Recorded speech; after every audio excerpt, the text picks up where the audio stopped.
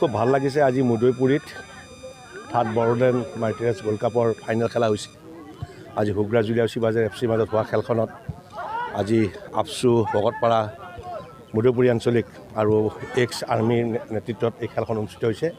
খুব ভাল পাইছোঁ আৰু ট্ৰফিত এটা মোৰ বান্ধৱী কিৰণ বড়োৰ পিতৃ স্মৃতিত এই খেলখন দিছে মহিকান্ত বড়োৰ।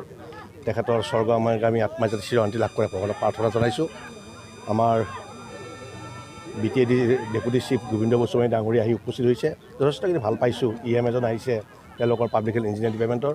আমাৰ মংগলদৈ ক্ৰীড়া সন্থাৰ সভাপতি বৰ্তমান মিন ইউনিয়নৰ অধ্যক্ষ গৌতী দাস ডাঙৰীয়াদেৱ আহিছে। আবচুৰ দৰং জিলাৰ জেনেৰেল ছেক্ৰেটাৰী আহিছে বা ব্লকৰ BDO আহিছে পশ্চিমবংগলৈ।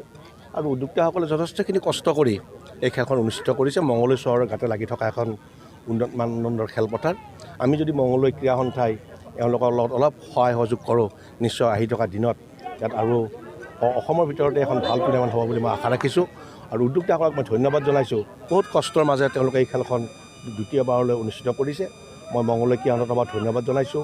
অসম ভলীবল সন্থাৰ পৰা ধন্যবাদ জনাইছোঁ আৰু দৰং জিলা আছে ধন্যবাদ জনাইছোঁ। আৰু আহি থকা দিনত তেখেতসকলে আমাক যি ধৰণে বিচাৰে আমি তেখেতসকলত থাকিম থকাৰ প্ৰতিশ্ৰুতি দিছোঁ। আৰু খেলেই মানুহৰ মনত প্ৰেম ভাতৃত্ববোধ জগাই তোলে, তাৰে এটা নিদৰ্শন আজি আমি দেখিবলৈ পাইছোঁ। আবচু উদ্যোগত আৰু প্ৰাক্তন সৈনিকসকলৰ সহযোগত যি ফুটবল খেল আয়োজন কৰিছিল, আজি চূড়ান্ত খেলত উপস্থিত আছোঁ। আৰু ভাল লাগিছে যে আমাৰ গ্ৰাম্য অঞ্চলৰ ক্ৰীড়া উন্নয়নৰ ক্ষেত্ৰত নতুন প্ৰজন্মক প্ৰেৰণা দিয়াৰ ক্ষেত্ৰত এই খেলসমূহ আয়োজন কৰি থাকিব লাগে। আৰু আমাৰ ভকতপাৰা মুদৈপুৰী এই অঞ্চলত বহুত যথেষ্ট পৰিমাণৰ প্ৰতিভাৱান খেলুৱৈ আছে। ইয়াৰ আগতে ভকতপাৰা আবচুৰ সভাপতিৰ উদ্যোগত বৰ ধুনীয়া খেলা আয়োজন কৰিছিল। সেইদিনাখনো উপস্থিত আছিলোঁ। আৰু যথেষ্টখিনি প্লেয়াৰ আছে। এই প্লেয়াৰখিনি আমি ওলাই আনিব লাগে, কিন্তু তেওঁলোকক প্ৰশিক্ষণ দিয়াৰ ব্যৱস্থা গ্ৰহণ কৰিব লাগে। তো মই ভাবোঁ আমি মংগলদৈ ক্ৰীড়া সন্থাই ফুটবল একাডেমি আৰম্ভ কৰিছোঁ।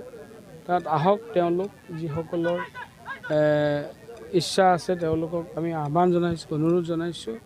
ভাল প্ৰশিক্ষণ লৈ তেওঁলোকে আমাৰ ৰাজ্যৰ হৈ দেশৰ হৈ প্ৰতিনিধিত্ব কৰক। হয়তো মই ভাবোঁ যে ওলাব, ইয়াৰ পৰা আগতেও আছিল আৰু এতিয়াও ওলাব। আমিতো ভকতপাৰা মুদৈপুৰী অঞ্চলক মোটামুটি আমি ফুটবলৰ যিটো আমাৰ বিখ্যাত ব্ৰাজিল দল, ছেকেণ্ড ব্ৰাজিল বুলিও আমি ক'ব পাৰোঁ। ভকতপাৰা মুদৈপুৰী অঞ্চলত ভকতপাৰা ইমান ভাল ভাল প্লেয়াৰ আছে, কিন্তু তাত আমাৰ বিভিন্ন সময়ত প্ৰতিভাৱান খেলুৱৈসকল এই এনেকুৱা ধৰণৰ খেল খেলিয়েই তেওঁলোকে অতিবাহিত কৰিব লগা হৈছে। কিন্তু তেওঁলোকৰো বহুত অভিভাৱকসকল বা আমাৰ সেই গোটেই গ্ৰাম্য অঞ্চল, যদি ভিতৰুৱা অঞ্চল, তেনেকুৱা প্ৰেৰণাদায়ক কথা নাই বা প্ৰেৰণাদায়কৰ কোনো উৎসাহ দিবৰ কাৰণে তেওঁলোক হয়তো কোনোবা নাথাকে। কিন্তু মই যিমান পাৰোঁ চেষ্টা কৰিছোঁ আৰু সেইদিনাখনো কথাখিনি কৈছোঁ আৰু আপোনালোকৰ মাধ্যমৰ জৰিয়তে কৈছোঁ, আহক, ওলাই আহক।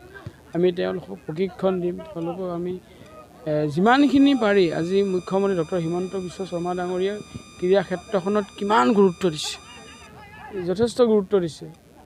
যে মই ভাবোঁ নিশ্চয় প্ৰতিভাৱান খেলুৱৈসকলক চৰকাৰে ইয়াৰ সুবিধা প্ৰদান কৰিব। আজি লাভলীনা বুঢ়াগোহাঁই অসমক প্ৰতিনিধিত্ব কৰি বা দেশক প্ৰতিনিধিত্ব কৰি আজি বিশ্বত নিজৰ নাম উজ্বলাবলৈ সক্ষম হৈছে। এনেকুৱা বহুত প্ৰতিভাৱান খেলুৱৈ আছে। মই ভাবোঁ ক্ৰীড়া ক্ষেত্ৰখন আৰু আগুৱাই লৈ যাব লাগিব, আৰু কাম আছে। ঠিক আছে, থেংক ইউ। আজি ভাল লাগিছে যে বৰ ধুনীয়া আৰু অডিয়েঞ্চো বঢ়িয়া হৈছে। সেয়ে ক্ৰীড়াপ্ৰেমী ৰাইজ অতি আগ্ৰহেৰে খেল চাব ৰখি আছে, খেল চাই আছে আৰু বৰ ধুনীয়া খেল। মই প্ৰথমে আন্তৰিকতাৰে শুভেচ্ছা জনাইছোঁ গোটেইকেইটা চেনেলক। ইয়াতে যিহেতু আজি মুদৈপুৰী জংলাউৰি ক্লাবৰ খেলপথাৰত অনুষ্ঠিত হৈ আছে আবচুৰ নেতৃত্বত আৰু এক্স আৰ্মিসকলৰ নেতৃত্বত পৰিচালনাত যিহেতু মাৰ্টিয়াৰ্ছ ট্ৰফি আজি ৩য়তম বাৰ্ষিক চলি আছে। আৰু সুকলমে এইখন গেম যোৱা 23 নৱেম্বৰৰ পৰা ষ্টাৰ্ট হৈছিলে। আজি আহি চূড়ান্ত খেল অনুষ্ঠিত হৈছে।